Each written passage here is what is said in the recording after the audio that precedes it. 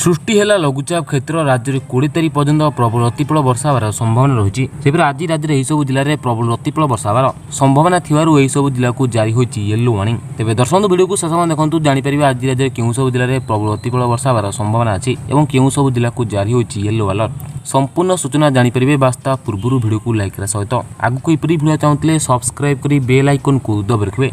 पश्चिम केन्द्रीय बंगोपसागर लघुचाप सक्रिय घूर्णिबल प्रभाव में लघुचाप सृष्टि होती आगामी 24 घंटा मध्य आहरी घनीभूत हो अवपातर रूप नेब 19 तारिख सुधा दक्षिण ओडिशा और उत्तर आंध्र उपकूल अतिक्रम कर प्रभाव में 20 तारिख पर्यंत राज्य में प्रबल वर्षा संभावना रही।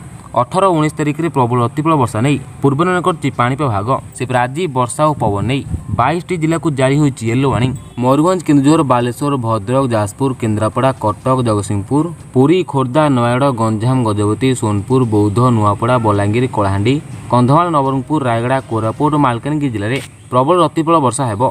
एसह घंटा प्रति 30-40 किमी बेगर झटका पवन बहिबार संभावना अच्छी।